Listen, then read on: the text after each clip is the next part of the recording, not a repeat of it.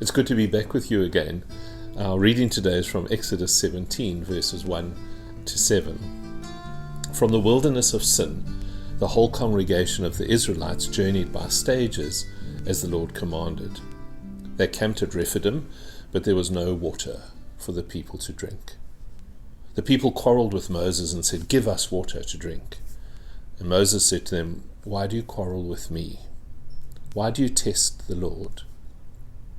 But the people thirsted there for water, and the people complained against Moses and said, "Why did you bring us out of Egypt to kill us and our children and livestock with thirst?"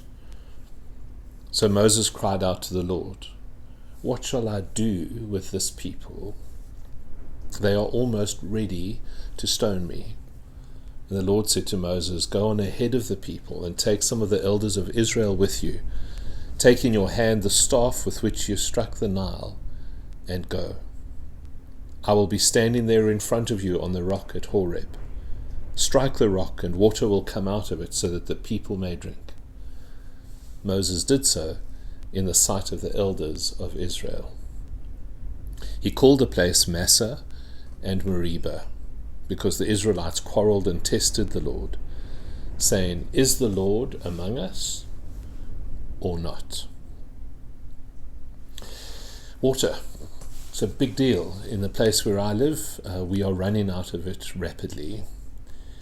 And during the summer, the average temperature in the Sinai Desert, where our story takes place today, the temperatures can be up to 40 and 50 degrees Celsius.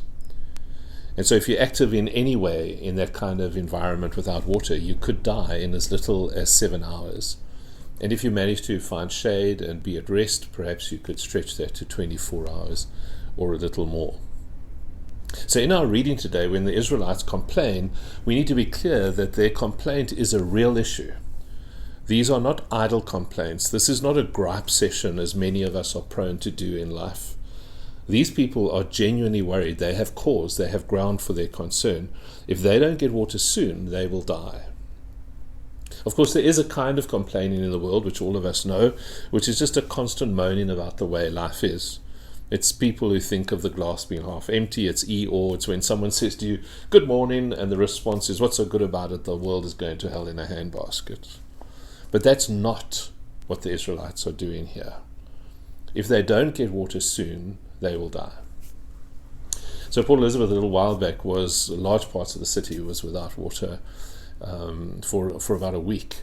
And we were in uproar. It was horrendous to be without water. But the truth is, for us, we still had bottled water available in shops. We still had swimming pools. We still had rain tanks attached to our houses. There was still some access to water. But for these people, this was day zero. There was nothing, just rocks and stones and sand.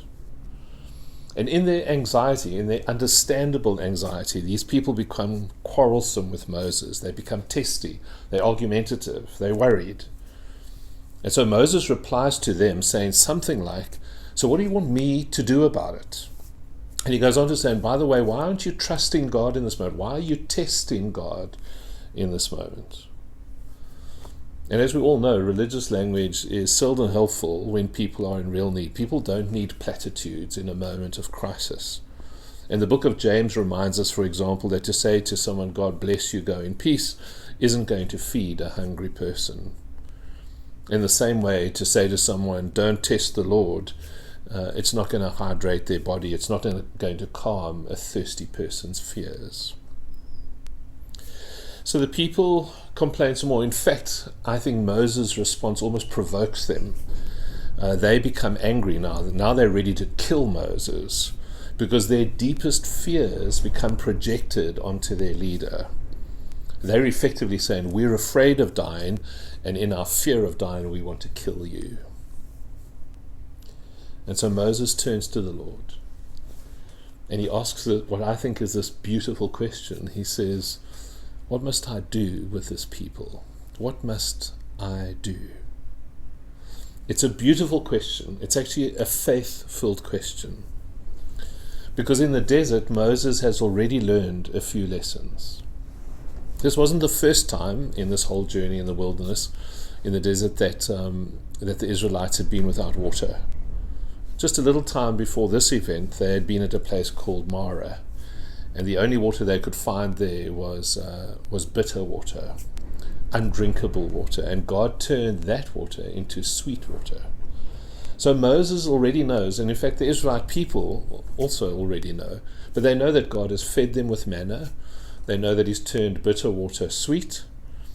And so Moses' reasoning is clearly God has done it once and he can do it again. So out of that, Moses turns to God and says, what must I do? Just that beautiful question, what must I do? The people, on the other hand, are too consumed with their anxiety to have faith. They're too angry to consider any other possibilities. All they are able to do in the midst of their fears, all they're able to do is complain. But Moses is the leader. He offers an alternative, and he turns to the place that he has found help before. He knows he has no resources of his own in a moment like this. Moses cannot invent water. And I suppose it's true for us as well, in life, that there are circumstances in which there is nothing that we can do. In fact, those things occur a lot more than perhaps we sometimes realize. Times when we are confronted where our only options are either to fall into despair, even an angry, perhaps even a violent despair, which we see manifest across the world quite often, or we have an option to turn to trust, to fall instead of into despair, to fall into a deep trust that God has something else waiting for us. And I know I speak on this quite often, and I think I've done it quite often over lockdown, but I think it's an essential reminder, and so I share it today without embarrassment. We either fall into despair, or we fall into trust that God has something else that is better, that is waiting for us. And so the Lord says to Moses, go ahead of the people. Don't go alone. Take some leaders with you, which in itself is significant. We won't get into it today. But he says, take some leaders with you, and the staff, the stick that you've used before. And there's a story behind that stick, which we also won't get into today. And God says, go with the leaders, go with the stick. And there's a rock, and we assume it must be quite a notable rock. There's a rock at this place called Horeb. And Horeb means to dry up or to lay waste. And Moses is sent to a rock that is, I don't think we could say it's famous, but if it were to be called famous, it's famous for being nothing. It's named for being barren. It's named for being dried up. It's named for being a wasteland. God says, go to the wasteland, go to the withered, dried up area where there's a rock. And we know the phrase, we use it in our common language. We talk about it's like trying to squeeze blood out of a stone when we're trying to describe something impossible. And that's what Horeb is. It's a stone in a dried up place. And so God seems to be sending Moses to the place where water is most unlikely to be available. It seems like he's going to a place of absolute impossibility. And then again, there's this lovely nuance in the language here. God says, I will be standing on top of that impossible place. I will be standing on top of that impossible place. I'll be standing on top of that dry wasteland. And when you come to it, when you come to that rock, strike it. Now, this is not a striking with violence. This is not some attempt to, as it were, rebuke the rock, or an attempt to subdue the rock, beat it into some kind of submission. Because in a competition between a rock and a stick, the rock will always win. The instruction to strike the rock is an invitation on God's part to Moses to step out in faith, to exercise an act of faith. I suppose you could think of striking the rock as a prayer. It's a way of Moses saying, even in this impossibility, I believe there is water in here. I believe that in these desperate circumstances, God is able to provide something for me. God is able to provide something for us. I believe that even in this wasteland, this dried up territory, I believe that there is life. And the Bible has a word. The Bible has a word for this experience of finding water in a rock. There's a word for the place where death and life live side by side. There's a word for that thing that happens in the human soul when impossibility and possibility live together and are friends. And that word is joy. Joy. Now, I think many of us know this, that there's an obvious difference between joy and happiness. Happiness is a feeling which usually comes with a specific event. You go, I'm happy on my birthday. I'm happy when one of my favorite TV shows returns. I'm happy if I get a shirt on sale at a shop and I get a good discount on it. That could make me happy. But joy is a far more general thing. Joy has to do with how I see the world. Joy has to do with how I live in the world. Joy is the quality, and it is a God-given quality, but it is a quality given to me that I can invite into my world, that allows me to see, to discern, to look for good in every circumstance, even in barren wastelands. And so if we contrast happiness and joy, joy is the thing that is almost always, perhaps not 100% of the time, but almost always, joy is the thing that is often asked to hold two opposite things together. Happiness has to disappear when trouble comes along. But when trouble comes, joy stays, joy holds it, joy welcomes trouble into its larger home, into its larger environment.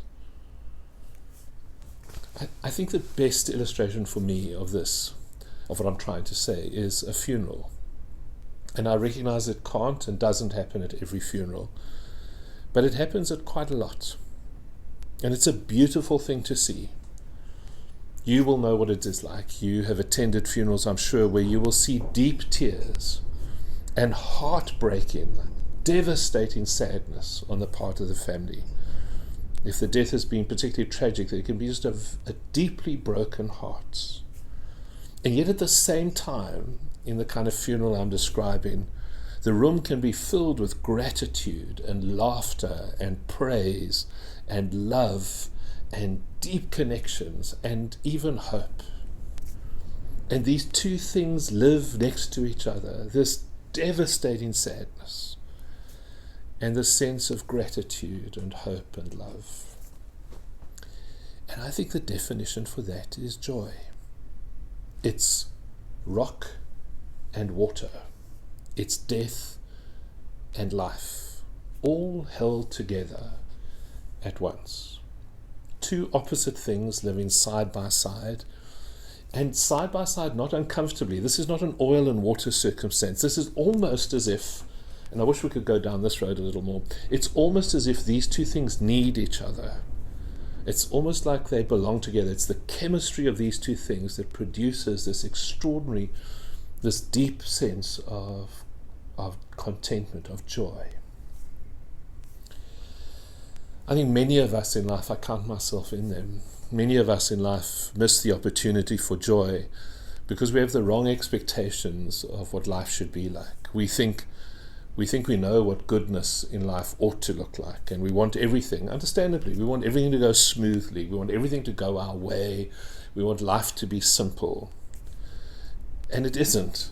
And then when that doesn't happen, all we see in life, all we see in front of us is a rock. We see a barren land, we see a wasteland, we see dried up territory, and we want to give up. We despair, we complain, we quarrel, we become argumentative, and sometimes we even want to kill someone. But God says to Moses, yeah, this is a difficult place, this is a barren land, but strike the rock. Strike the rock. Because there is goodness even in here. There is life in here. There is joy in this moment. It's possible. It's hiding in the stone. But strike it. Release it. There's a fantastic theologian by the name of Miroslav Volf. And he tells a really quite wonderful story. I didn't scribble the notes down quickly enough to get all the details for us. But he tells a story of how terminally ill cancer patients queued up to attend an Ash Wednesday service. They queued up from 3 a.m. in the morning, terminally ill cancer patients, to attend an Ash Wednesday service. And as they stood waiting to worship, they also knew that they were waiting to hear a priest speak these well-known words over their lives. These cancer patients, terminally ill, waiting to hear a priest say to them, "Remember that you are dust, and to dust you will return." I found that deeply moving, that these people would queue up to hear that spoken over their lives, to be reminded that they are dust, and that to dust they will return. I think it's like they instinctively know, and I think people in a desert where there seem to be no options, I think we can instinctively find, and I think these patients do, they know that there's hope, that there's even joy in not denying their death, but somehow in naming it, in having it called out over them, by agreeing that this world is made up of rock and water. They embraced it, they held it, and they worshipped in the midst of it. There can be no water. I don't think there can be any water without the rock.